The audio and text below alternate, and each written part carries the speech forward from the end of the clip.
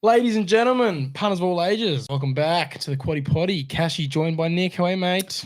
Yeah, man, doing well. I've brought the mic a little bit closer. Over the last couple of weeks, had a couple of complaints about my noise levels, so I'm hoping this is better for the punters. But yeah, doing well. Got a call last week of void, even though it happened on a Tuesday. It's a whole different card when it races on a different day and different settings. So we'll have a look. We'll certainly talk about it, but that is why I didn't post up any results, because even though we did have two winners, no prizes, it was Treasure of the Moment and Do by Honor, I wasn't going to brag about any winners we had on the Tuesday because they were not our tips.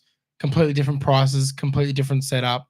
Like, I wasn't going to be like, haha, I tipped this horse at $40 when it ended up would have been voided anyways and started $10 on the day, for example. That didn't happen, but just off the pure chance that it was going to happen, I just completely wrote it off. We had the two winners at Flemington, which was very nice. We went two from three at Flemington, including Alabama Lass, my best bet. So that was good. That was positive to see. But we will at least chat about what did go down on Tuesday at Rosehill. But first off, calling it off on Saturday. Thoughts on that? You reckon they were a bit hasty in that decision? Yeah, it was a bit odd. We were streaming on Dabble when we kind of found out, and it was a bit of a longer stream for us because we didn't have any Rosehill or like any Sydney races to go through. Brisbane races either because they were called off. So yeah, it was odd. I've seen them race in a lot worse than what was called off. Definitely. In saying that, it was, I don't know, it's hard to think because it was pouring for hours on end. Like, there was no sprinkling at any stage. It was just pouring for at least a good couple of hours. So I can't imagine that'd be good for a racetrack. But I don't know. I guess I personally think that they've raced at it way worse than that. But I don't know, especially coming to the end of the autumn carnival, it's like you can kind of risk doing it. Considering it's Rosehill's last day of the carnival as well. Yeah. You don't need to be on Rosehill, I think, for a while now, because I'm pretty sure we've got championships, all-age stakes, and then we go on our little provincial tour of the Hawkesburys, the Gosfords, the Newcastles. Correct me if I'm wrong, punters, but yeah, it's weird. We've raced on a lot worse. I know there was probably a bit of surface water. I'm not a track manager. I'm not going to claim to be. But let me put my tinfoil hat on here. So he's claiming that he is. No, not about the track. Okay. Not at all about the track. I'm more commenting on the board here. Let me put my tinfoil hat on. Let me run a conspiracy theory past your punters. So last Thursday was meant to be the vote on Rosehill. Is it getting sold or not? You had the ability to send in votes early if you weren't going to be able to make it on the day. I presume the majority of it, by a landslide, would have been, no, I don't approve the sale of Rosehill. So the board's clearly seen all of this and gone, oh, fuck, we're going to lose. They postponed the vote to try and give themselves a bit more time to try and back end this. And then what do they go and do a few days later? They postpone Rosehill. Don't push it back a week. Maybe there's already too many things put in place for the championships. Maybe. But they postpone it to a Tuesday when there's a guarantee that no one's rocking up. No one's spending money on the course. So the turnover would be down as well across the board, across the country, because there's less people going to be punting on a Tuesday compared to a Saturday. So when it comes time to promote this sale, they can say, why do you want to keep it? No one comes, look at the numbers. No one spends money, look at the numbers. Because that average is obviously going to go drastically down if they have a big race day that was meant to have 10,000 people there, have 0 people there. Same thing about how they didn't really promote Golden Eagle in the spring, promoted the fuck out of Everest, which they're always going to do, but they usually would promote the shit out of Golden Eagle as well. I didn't see anything, barely saw any Golden Slipper advertising as well. So my tinfoil hat is itching. I reckon the board is trying to tank the ever-loving fuck out of this track so they can justify selling it. Yeah, you're probably not too far off. I think it's definitely worth questioning that. I think yeah, I definitely got my mail vote to put in. I haven't put it in, but I need to. Make sure when you do, anyone listening, if you want to put your vote in, they try and trick you and just say, if you want to vote by proxy, click here. If you click that button, the vote by your proxy is the head of the board who is going to vote for yes, sell it. So you need to bypass that button and change your proxy, and you need to write in someone who is voting. This is outrageous. I know. You need to write in by hand. No. I want this person to be my proxy, and it needs to be someone who's advocating for not to sell. I just put in Gay Waterhouse because Gay Waterhouse says, feel free to put my name down because I'm voting no. So anyone that says they want to vote with me is going to count as a no. But if you just click that button, vote by proxy, whatever the fuck that means, it goes to the head of the board whose vote is yes. So he's going to get a bunch of automatic yeses because people didn't read their emails properly. I'll just say that as well. Cool. Yeah. Well, we'll wait and see. I feel like it's unfortunately odds are against keeping Rose Hill in the end. It's not going to go through. I don't know. Let's be real. Probably will. They'll back end this somehow. It's not going to get voted in, but it probably will end up getting sold no matter what, just because they're dodgy as. But we'll forget all that. Let's talk about the actual racing. Treasure the moment. She's just too good. She's a different kettle of fish. And I'm telling you, Treasure the Moment, Autumn Glow, Lady Shenandoah, possibly Aliana if she gets up in the derby as well. When's the last time we saw so many 3-year-old girls looking this good? Never really, from a point where we've watched it. So it's good to see. So yeah, absolutely dominance. Treasure at the Moment especially has just looked unbeatable. Yeah. Unbeatable. Genuinely. And if she backs up into the Oaks, which she likely does, she'll start $1.50, probably wins there again, you'd think. And then you'd think Cox Plate's knocking on the door come springtime. Definitely. She'll get in with a lightweight. Oh, no, she won't. She'll be 4 then. I thought she'd still be 3, but still, she'll get in with a decent enough weight. She won't be carrying feathers, but she'll be carrying less than the VSS Dinas of the world. Yeah, that's for sure. Wait and see. But yeah, good to see the 3-year-old girls dominating. Yeah, there've been a few on Twitter that have been theorizing that this is the best homebred horse since Winx. Because obviously, at the moment. Yeah, because obviously VSS Dina overseas, Very Elegant was also even overseas. So a purely Aussie bred horse. Some are saying best since Winx, which I mean, there's a case to be made since every other horse that's been best since Winx has been an overseas horse that's come over. Fair enough. Talking about overseas horses that are coming over? Animo. That's what I tweeted back to him. I said, was Animo not homebred? Because if he was, I would still say Animo. But if he wasn't, fair call. But I'm pretty sure Animo was an Aussie boy. Animo was an Aussie boy. Let me just check this just to be sure here. Yeah, Animo was Aussie boy out of an American female. So I don't know if you want an all Aussie horse, if that's what we're talking. But I would say Animo over Treasure of the Moment. But yes, talk about international horses. Dubai Honor.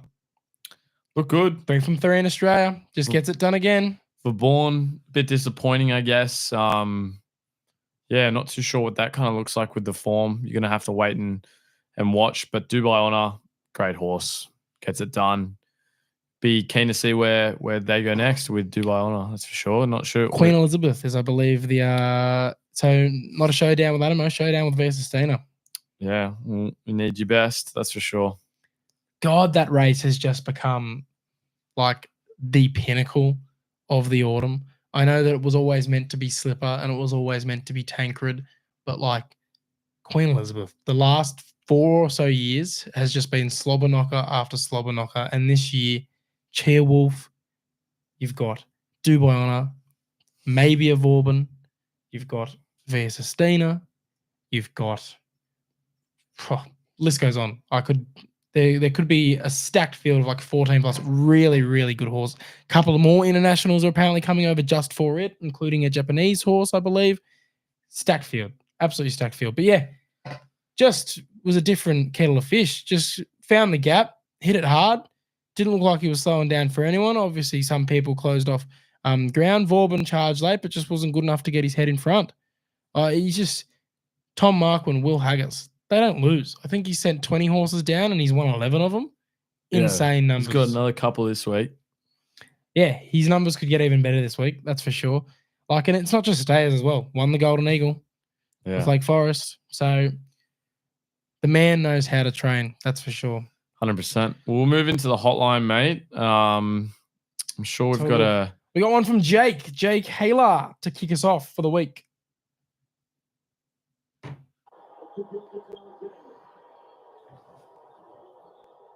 Hey guys, just a Oh, quick, there he is. Jake here. I met you at the races the other week, Cashy, at the Golden Slipper. You're a good bloke, man. What are your thoughts on Pride of Jenny?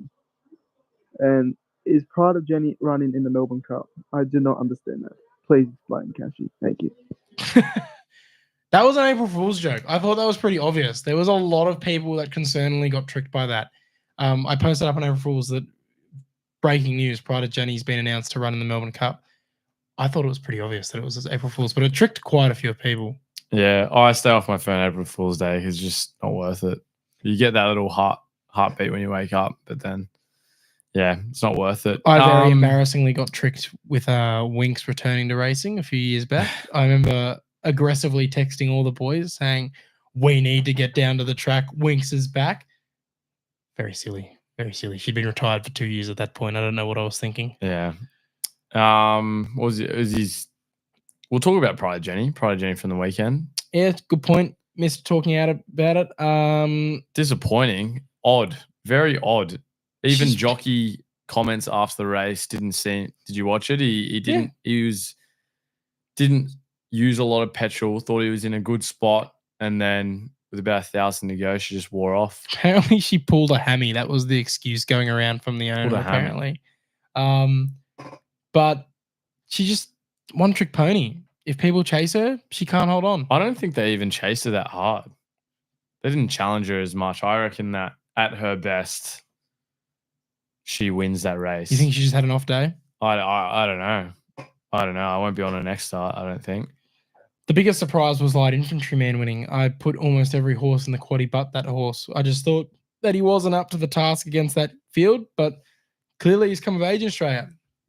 Won the Group 1 over in Perth. He's won a Group 1 over in the East now, so he's definitely now a major player here to play. Could end up in the Queen Elizabeth again, another one. And you'll probably have to keep an eye out for him now if he's able to take down the Pride of Jenny's, the Zardozis of the world. So, but yeah, Pride of Jenny, man. Who do you reckon I've had more of a love-hate relationship with, Pride of Jenny or Amelia's Jewel? Ooh, well, you never liked Amelia's Jewel. You never really liked. Oh, you were on Pride of Jenny for a bit. I'd say you liked Pride of Jenny more than you liked Amelia's Jewel. Yeah, I was a big Pride of Jenny guy until the owner started barking up. Yeah, I would say, yeah, probably Amelia's Jewel. I've been a bit harsher to. Amelia's Jewel. You always do. You still do. Stock's Bloodstock. G'day, boys. Jory from Stock's Bloodstock here. What's this going to be about? Woderton. You guys already know what I'm going to say. Woderton. I love this horse so much. My favourite horse nearly of all time behind Animo. Should have won the Golden Slipper. And I think he will be winning the size. Cheers, boys. Have a great weekend. Fair enough. Up Mahuna, though. I'll just say that. Could have won the Slipper. Didn't because my girl Mahuna. But, yeah, we'll talk about it later. Was not meant to be in the size. So, any of you that got on that bet with Enviable, she didn't gain a start because a bunch of horses that, well, she probably needed to run better first up to gain a start anyways, but a bunch of horses that claimed they were headed to the paddock didn't actually head to the paddock. Classic, especially with Chris Waller. But yeah, ends up here a size favourite. Arguably should be winning, or it could be panic signs. Do you think? We'll wait and see. I think he wins. Fair enough. We've got a listener questions. Caulfield Expert asks, what are your thoughts on the 9-metre rail at Caulfield on Saturday? Get on the leaders. That's all I'll say. Yep. Jacko asked, does Overpass just win? No. Doesn't just win. Definitely has a good chance. Definitely not a just win situation. Is Car Ying Rising coming to the Everest nearly immoral? Yeah, apparently the word on the street is the deal is going to be finalised within the next couple of weeks. And if it comes when it does, moral. Yeah. We'll smash anything we have. Yeah. Now that Bella Nipotina's retired, definitely. Jolly Star at her best? Nah. Kaying Rising 6 lengths better than Jolly Star at her best. Okay.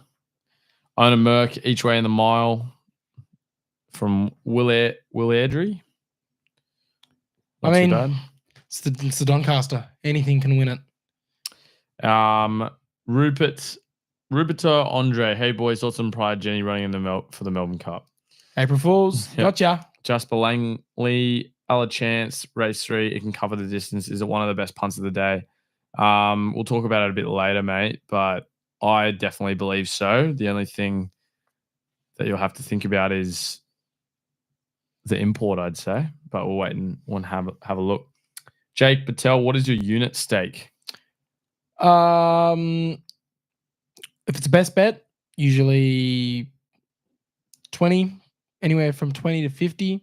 Regularly, though, like will be anywhere from 10 to 20. It's rare that we'll go over $20 on a horse that we don't consider our most confident on the day. Like we've always said that we're not big punters. We just try to be accurate. Hayden Miles, thoughts on Benny Scarf? Personally, I think he's a knob jockey, and you should start beef with him. I actually kind of like him. I think his content is he's a pretty funny guy, and the way he goes about it is what I think. I think he's funny. I think the way he's captured the market, I think he captures probably the degenerate side of it, obviously, but I don't dislike him. I kind of like it. I think he's a funny guy. And he's doing it right. Like he's marketable for sure. And conversations like this, even if you like him or if you don't like him, it's going well for him because you're talking about him. So that's what I think. Whether you like him or you hate him, whether you think he's good for racing, whether you think he's bad for racing, good for punting, bad for punting. He creates conversation. He puts attention where the attention needs to be. And if racing is going to stick around, attention needs to be on it, especially from young people. And they watch his stuff, they get involved in racing, we can benefit off that. Franny says, any random futures plays coming up, lads, and will Swift Falcon get a run? Let us pray. Love your work as always. I hope he does get a run. Unlikely, but I really hope he does. We'll discuss that a bit later. The only futures play I have at the moment is Kaying Rising for the Everest. I got on at $13. So I'm almost spending those winnings, but we'll have to wait and see. A lot of water to go under the bridge before spring. Needs to get here in one piece. I don't have any. I'm not a big futures market punter. Zardozi at 15 in the Sydney Cup is going to be robbery live on track. Oh, that reminds me. That's the only other one I have. Zardozi in the Sydney Cup. Once I found out she was going to the Sydney Cup, I got her as like $21. Starts a lot shorter. So she's at 7 now. Fingers crossed. She'll probably be my tip next week, depending on who ends up in the field. But I'll be cheering her home. Yeah, we'll have a look. What gear is getting put through Bjorn horses? The man is on fire from Sammy Taylor. Yep, can't agree more. There's something going on in that camp, and he's just turned it around. And he's I think every trainer has their purple patch. Like you'll have Waller who's just consistent. You'll have Kieran Maher who's just consistent. But like every trainer has their purple patches where the Waterhouses just can't stop winning. The Hayes boys can't stop winning. You know, Annabelle Neesham had that period where like when she first kicked off, she just could not stop winning. Okay. And Bjorn's just in his purple patch at the moment. Like you've just got to back him because he's very rare that a trainer's like profitable, and he's profitable at the moment. He's just getting these horses up and running. He's getting the best out of them. Just keep backing Bjorn. That's all I can say. Fair enough. Was that the only one? That last one? That's it. Okay. Randwick. Okay. Rail in the true. Soft 7 currently. And considering the weather that we're going to get the next couple of days, we should get down to at least a soft 5 by race day, maybe even a good 4. So it's no excuses. Gloves are off. Best horses win. They're the grand finals of racing for a reason. We're at the championships, okay? It's all been leading up to this. Best horses on the day are going to win. We're going to start with the Group 2 Kindergarten Stakes, not a midway or highway in sight. Thank God. I had Aleppo Pine, but it's scratched. And then looking at the rest of the field, it's just so wide open. Like North England, I mean, 6th in the slipper, fantastic form. Like, you know, the slipper form came to the forefront on Tuesday when nepotism smashed them. So if you're back in North England, I don't blame you. But I'm going left field here. I'm going Beskar. Benny Melham on for the Freedmans. Okay, he's only had one start, and that was down in Geelong. But looked really, really classy. Won at only $1.35. Had a good trial. I mean, should be sitting up there off the pace. $5. I'm going to back in Bescar to start today. I'll take North England. Good enough form, like you said. So $3.40 is a good price in the first. Move to race 2, 2,000 meters here. Going to keep it pretty simple. Going with a wide barrier dominator here. Only thing that beats it is going to be the barrier. $4.20. Best horse in the race, I think. Going to be third up. Going to be peaking. Last 2 runs have been there or thereabouts, but this will be the winner for me. Polymena in the Adrian Knox for me. Killed her opponents last start. Deserves a crack at group company now. We'll have to rely on the track being allowed to make up ground. Okay, if it ends up being a real leaders a day, might struggle because it tends to get out the back. But if they're able to make up ground, which hopefully it should, considering it should be good weather and the rails in the true, has the ability to absolutely fly past them late. $3.40, I'll happily take it. Race 3, we get to the Group 2 Chairman's Quality. This is the Alicants versus Desert Hero race, in my opinion. Everyone else is racing for second. Alicants is going to be extremely hard to beat. Surprised to see him here, Nick. Favourite for the Sydney Cup. They must be just giving him a tune-up. Want to go the week back up in there. But, I mean, if anyone's going to beat him, surely it's the import first up. We know about My Sickness for Us. We talked about Haggis. You've also got Ryan Moore on this one, world-class jockey. I know that he rarely wins in Australia because he doesn't really get the Australian go of racing, but this is his best chance on the day to really pick up a win, in my opinion. And we know that UK stay is absolutely shit on ours. Plus, it's a King's horse. Get the job done for the King. Licking my lips for an import first up stayer at $6 to win, $2.10 to play. So Desert Hero is going to be my bet. Another chance for me. Had it both starts, both wins, $2.60. And to win the Sydney Cup as well. So race 4, 1,600 meters. Swift Falcon is your favorite if it races in this race. Not sure if it's going to go a bit later or not. We'll wait and see. 2 scratchings. That's all he needs. Evaporate is your other chance. And Shangri-La Spring is another one that I would like to mention. But I'm going to go with Evaporate. I think Swift Falcon should get into that bigger race later on in the day, and then at 3:20, Evaporate will just come into favourite and should win this one. Yeah, pretty straight to the point here. Swift Falcon pisses in if he doesn't get a Doncaster start. If he does, Evaporate pisses in. It's perfect. They're the 2 best horses in this race by a country mile. Take us to race 10, mate, because 5 to 9 are all in the tip-off. Yeah. Race 10, 1,200 meters. Clean Energy is your favourite, $2.70. Don't think it's going to be much surprise on who I'm on. I'm on Z Tongue here. $7. First up, came third. Wasn't too bad.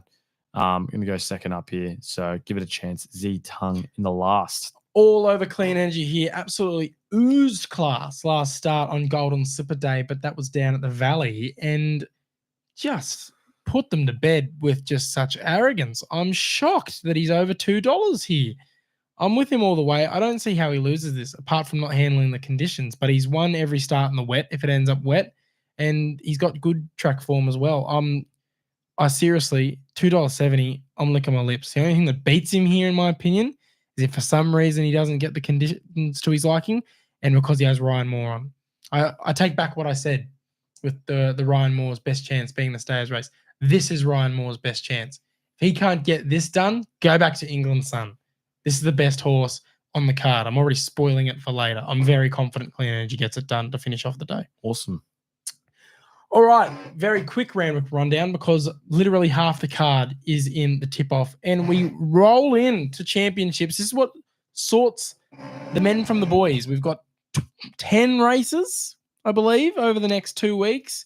And then we've got a couple more in the last week to finish it off. But this will be what determines who's having that Pilates session, Nick. And Cashy's taking the front. It's pretty close. It's, 2 points? Yeah, so you've had 3 wins, 4 seconds, 4 thirds for 34.3 points. I've had 5 wins, 4 seconds, 3 thirds for 36.8 points. Yeah, so there's about 2.5 points in it. So this week is definitely going to tell it. That's for sure. Or the next 2. Because you snag a big winner. Oh, yeah. You're in. So let's go through it, mate. Yeah, we'll start off with the country championships. Look, Gallant Star's your favourite, and then you've got, again, like this is a glorified highway. But, I mean, just about anything can win it. What do you like on the look of, mate? It's always hard here. But I'm going to go with InterVarsity, $7.50. Damian Lane on board. It's coming in second up. It's 2 from 2 second up. Its first up win over in Tamworth was good enough for me. So a lot of different chances, but I got to go for a bit more value with InterVarsity. I'm not taking the coward's way out, but Gallant Star should be winning this race. We've both been on him quite a bit. I follow him all the time. Shout out to Skull. He's an owner in this, so he'll be laughing all the way down the Randwick Straight if he's able to get up here. Rarely runs a bad race. If you look at his starts, 15 starts, 6 wins, 4 seconds, 3 thirds. And he's never that far away anyways. One of those times he missed the trifecta, he was only a few lengths off, and that was in the Kosciuszko. So $3.20, best horse in the race. I don't even think that he is a highway horse. I think he should be running in high races, should be winning here. Fair enough. Now we get to the sires, mate. Okay, this is the Woderton race. It's Woderton versus the world. You've got Rivellino as the other real strong slipper horse in here. Obviously Woderton comes a very slim second. Rivellino not far behind in 4th place there in the slipper. And then you've got a bunch of others who are coming in from different sort of races, apart from Bella Zane, also 8 in the slipper. So if you're liking the slipper form, but you don't want to go a Woderton or a Rivellino, you've got your option there. But does Woderton just win? Yeah, I'm with Woderton. Should have won the slipper. Was very close. Gets it done here. $2.70 is a great price. What happens if Woderton doesn't win? Is he just is he the next Storm Boy if he doesn't win this? How much do they pay for him? Woderton was always Coolmore Boy, was never taken off any other owners. Hype. I'm talking hype because he was the hype horse. So obviously we had Coolangatta a couple of years back. Then we had our Cylinder. Then we had Storm Boy, who was more than all of them combined. Storm Boy was never going to lose ever. And then now we had Woderton, who was never going to lose ever, and he's gone 1-3-2-2. He's never been far away, but he really needs to chips down and win a Group 1 soon, you'd think, to really live up to this hype. So do you think it's D-Day for him, or? I'll wait and see, I guess. I think he's the sole showing of the class of 2-year-olds this year, I'd say. It's just the start off really well, and it's not there. So we'll wait and see. I don't know. I don't really care, to be honest. If he loses, it's like I'm not losing much about it. You know what I mean? Yeah. Maybe I'd still back him. He's been almost faultless in all the races. He's been unlucky in a couple of them. So this isn't like if he loses, he's in the bin for you. For me personally, no. I can see others that do it, but I think especially his slipper run, he pretty much almost beat Mahuna. Like he did. Phenomenal. I thought his run was the best run. So we'll wait and see, I guess. If you get, it's the old woulda, shoulda, coulda. Like has Mahuna's run, like that's slightly more close to the fence, probably wins. Like it's those split second decisions. Do you swing the fence or do you swing the outside? Yeah. He had to swing outside, and unfortunately, I think he's just been unlucky. So he's just waiting for his right chance. Ryan Moore comes on. It's going to be perfect for him. So do you think this is Ryan Moore's best chance to get a winner? Yeah, probably. Yeah, I'm on Vinrock. This is a horse that's proven at the 1400, unlike the rest of them here. Has a 1400 win under the belt. 2 from 2. I know, obviously, coming to a much different class here. He's never run into a Woderton, but $4.80. Mark Zara knows how to get it done in big time situations. And yeah, I'm just looking for that proven at the distance. Obviously, that's been the winning formula the last few years. We've won this race quite a bit because we've been looking at horses long term, past the slipper, who's going to be winning the size, who's going to be winning the champagnes. We were able to get Manal up last year for this exact reason, because we kept saying she's not a slipper horse, look for the size. And I really like that this horse was always set, size champagne. We can completely bypass slipper because we're focused on these races. So I really like that. I think it sets up well for him here. First barrier, gets to go right to the front and hopefully holds them all out. As we move on to the TJ Smith Stakes, and it's looking like whoever wins this really gets to put their hand up as our next big sprinting star. Clip that, Claire. Yeah, geez, shout out to my girlfriend who clips every single misspeak that I have. But Jolly Star is your favorite. And then, stacked field of all of these horses who probably would be considered fringe A graders, strong B and C graders, but get their chance to be like, nah, I'm an A grader. I'm top of the pyramid. Take me to the Everest here. Yeah, this is a quaddie killer, this race for sure. There's probably about, we can both argue, 8 horses that could win this. For sure. Jolly Star, in my opinion, takes it. Its last win was good enough for me. Keeps the distance, probably her best distance. She looked back to her best. Damien Lane, great jockey. Sydney, let's give it a go. Loves the track as well. So Jolly Star, $4 is a good price, and I'm hoping that's going to take me forward in the tip-off. You literally look at this field, and I only see Jetabil and I think no. But now that I've said that, probably wins. Like whoever gets it's very much so going to be the case of whoever rocks up best on the day. Okay, we've seen this movie before where everyone's piling into the Jolly Stars, everyone's piling into the Jimmy Stars, the overpasses, and then a $40 horse comes out of nowhere. I haven't quite gone for a $40 horse, but I've settled for a $20 horse. I'm going for the tip-off kill here. Headwall. I talked about woulda, coulda, shoulda earlier with Woderton and Mahuna. This is the best example. Headwall gets Jolly Star's run in the Newmarket, wins, in my opinion. They both took the exact gap. Jolly Star took it first. Headwall had to go behind it and couldn't make up the distance, but God, closing off like a bullet. I know that only got within 1.3, but I reckon whichever jockey takes that gap first wins. And $20 compared to $4 when I think they had just the same run, give me Headwall every day. And Zachy Lloyd, he's in great form this autumn. He's already won a few Group 1s. He can have another one for his belt here at $20 to win, $4.20 to place. If I win, get your Lycra on, mate. Get your spandex on. You're going to Pilates.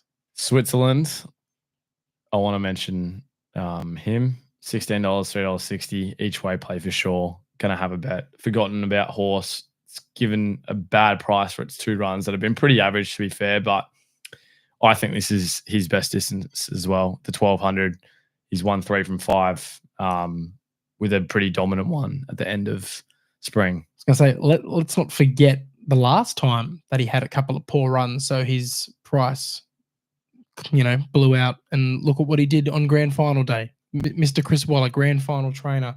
So you make a good point there. I'll also say, I'll be betting on him, that's for sure. Him and Jolly Star. I mean, again, when you look at the field, I Am Me hasn't really come on from spring, but $41 is still nuts to see that horse at that price. Literally anything. Race of the day, in my opinion. Race of the day. We'll save the Doncaster for last because, of course, it is technically Doncaster Day. We'll go through the Derby. A lot of these horses backing up from Tuesday. Does it work in their favour? Does it not? I guess only time will tell. Will he do it? Comes over after winning the New Zealand Derby. Can he go New Zealand Aussie Derby double? We don't often see it, but certainly has the chops to do it. The sole female in the race, you've got Aliana coming here instead of the Oaks after surging late and making a lot of punters sweat on broadsiding. So if she can almost beat the broadsidings of the world, you'd have to think she's got the chops to be holding her own in this field. What are your thoughts? Yeah, she's going to be good. This is a big field, though. It always worries me. I think Chanois coming up from Melbourne is going to be hard to beat and should be there near the end, but I think I'll stick with her. I think this is the Group 1 that Waller's going to get with her, and yeah, Aliana is going to be the winner for this one, I think. I think it's going to be the Group 1 that they need. Yeah, I was on Will He Do It until Aliana got announced for this race. I just think she was phenomenal in that Rose Hill Guineas. Yeah, the way she closed off through that line, like we think Swift Falcon is a Doncaster chance if it gets a start. Broadsiding's broadsiding. You know what I mean? If she can hang it with those two, step up in grade now, gets a weight shift because she's a female, so obviously gets that 2 kilo weight. Deserved favourite, deserved winner if she can get up here. We'll shout out the boys at Monarch with Autumn Aroha at a very noble 150 to 1. There will be money on, and Jace, if it gets up here, you're going to get the biggest, sloppiest kiss because that $5 will be obviously paying what? Let me just do the math quickly because I'm bad at math. $5 on. That's $750 for Cashy if Autumn Aroha can get up. The Monarch Colours has won me quite a lot of money before. Shout out Monarch. Again, Shout quick out horse Monarch. update. They're both in the paddock now getting fat. They'll be back in the stable soon. Can't wait. They've got a yearling parade coming up where they're going to be parading their new yearlings. If you want to potentially get involved and purchase some shares, head to the Monarch website. The link is in our bio and our socials. Race with the Mocs. Okay, the Mocs are part of Monarch. Get on board. But yeah, Aliana just gets it done, surely. We'll move to the Doncaster, mate. This is another great race. I'm going to take you through the field for this one. It's another Will, Gringotts, Tom Kitten, Geoglyph. I don't know. Pericles. Sorry, Geoglyph. The Jap. That's all I said. Yep. Pericles, Militarized, Royal Patronage, Steffi, Aniset, Moira, Just Folk, Celestial Legend, Hovalika, Port Lockery, Al Mubhir, New Energy, Iona Merc, NCAP, Firestorm. And then linebacker, Rise of Dawn, Swift Falcon, Sandpaper, and Ducasse as well. But a couple of them will be obviously emergencies. So yeah, good race. Gringotts is your favorite, $6.50 after a great win. That probably not a lot of people expected, but I certainly didn't. That's for sure. Did well. This is a tough one. I'm not too sure. Another Will comes up to Sydney. Probably likes the distance as well. Forgive its last start if you want. I don't know. This is a tough race. I can sit here and pull it apart. There's always so much money to be made on the Doncaster because it's always chock-a-block field. All very talented horses in their own right. So obviously odds need to be out somewhere. You know what I mean? Like you're going to find horses at prices that they shouldn't be at in a regular race. For instance, you've got all of these imports first up at 18s and 20s and 30s when usually they'd be close to favourites. You've got Royal Patronages who we saw do its thing 2 starts ago at $12, a Pericles at $35, another Will at $11. Like, come on now. There's a lot of money to be made if you can find the winner of the Doncaster. Yeah, I agree. It's going to be a tough one here. Who have you settled on? I've settled on linebacker.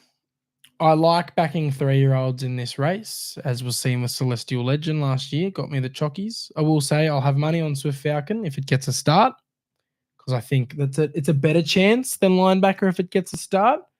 But linebacker, man, feathers, should settle up on pace, and just 49 kilos compared to the 56s that some of these horses are carrying, gets to the top of that straight.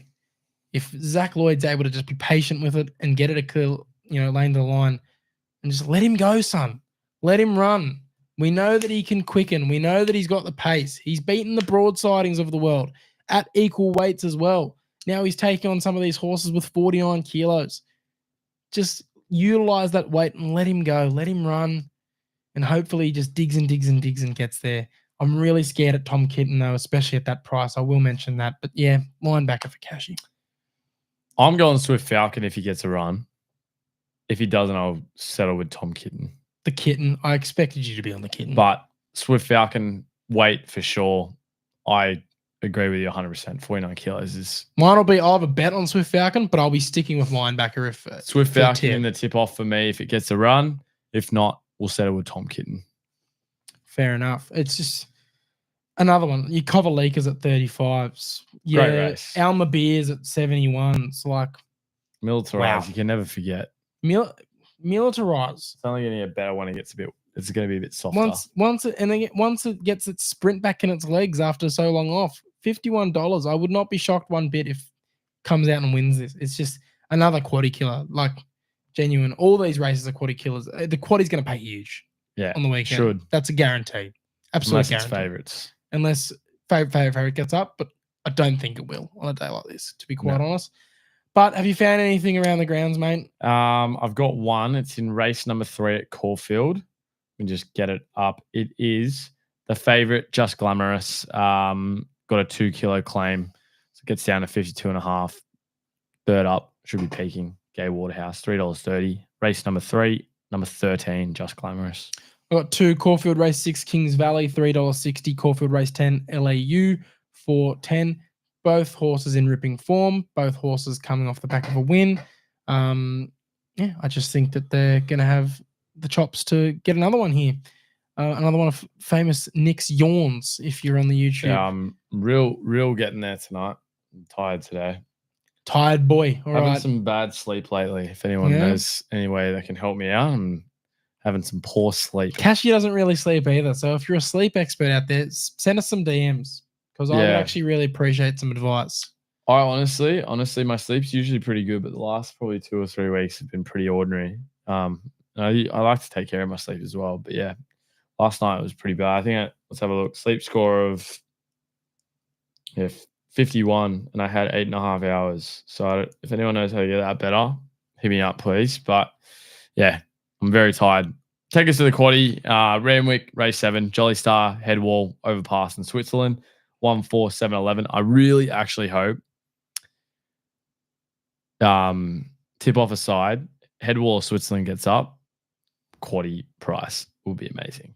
Race number 8, we've got Gringotts, linebacker, Tom Kitten, Swift Falcon if it gets in, and another will. We're going to go with 5 if Swift Falcon gets in. Yeah. All right. That's 1, 2, 3, 20, and 22. Race 9, we'll go Will He Do It, Aliana, Shenhua, and Firm Agreement. That's 1, 4, 7, 18. Race 10, Clean Energy, Zetung, Lilac, and Island Deck. That's 1, 2, 3, 10. $50 gives you 15%, but honestly, might not sound like a lot, but it'll pay pretty well if it's not all the favorites. If it's not I'm thinking you just need 1 or 2 values to get up, and it should pay over 1,000. Yeah, minimum. Caulfield Race 7, you got Certain Rise, Lovely Cut, Soft Love, Rockin' at Midnight. That's 3, 4, 8, 12. Race 8, Future History, Methusalem, Killer Cap, La Zebra, 1, 8, 10, 16. Race 9, you got Golden Mile, Cholton Lane, Superazzi, and Nicolini Vito. That's 1, 3, 8, 12. Race 10, you got Regal Asmon, LAU, Bresden Lady, and Porter. That's 4, 9, 11, 16. $50 gets you the traditional 19.5% that you get the Quaddie Poddy. Best bet around the country. Mate, I'll let you go first since I already told mine earlier. I'll let you tell the punters what your best of the country I've is. just had a bit of a blank who I had written down. So you have a go, mate, because I need to get this back up. Well, sorry. Clean energy for Cashy. I just think that I'm shocked it's at $2.70. It just oozes class. Ryan Moore's best chance to get a winner down under. I just think it absolutely pisses in. I haven't been this confident on a horse probably all autumn. Take with that information what you will. I'm just supremely confident. Waterston, sorry, I forgot. I had a little bit of a blank there. Best of looks really nice. $2.70, good enough for me. Or $3.70. Fair enough. Well, guys, if you're betting, make sure to have a look at our Dabble account. Use code MOXSports when signing up to let them know we sent you. Gamble responsibly, set a deposit them when doing so. We've been cleaning up on the footy lately. We're going to continue to clean up on the footy throughout the year. You might even see a lot of more footy betting content as the footy season starts to really kick into gear and the racing season starts to wind down. But we've still got 2 more episodes. We'll have 2 more episodes of the Mox in your ears before you'll see us back in spring, or maybe if we do a little bit of a footy show, if we pick up any interviews in the meantime. But yeah, there's plenty of punting to do over the next couple of weeks, that's for sure. Yeah, for sure. If you got any ideas for some content that we can have, we're thinking about doing maybe an AFL kind of podcast, betting kind of talk through the games and stuff, which will be a lot of fun for us, but it's obviously pending what you guys think, 'cause you're our audience. So let us know what you want to hear if you're still listening right now. But yeah, good luck in the next 2 weeks. We've got a lot of betting going on. Champions, you've got a lot of money to be won. Do it responsibly, but there's some good races in there where you can find some value. So best value bet, I reckon, Switzerland. So have a look there. But yep, everything on Dabble, as always, doing some streams for them in the next couple of weeks as well. So keep an eye on their notifications. That'll let you know that we're streaming, and we do a little bit of giveaways on there as well, which is pretty fun. So thanks for joining as always, guys. Best of luck. See you next week.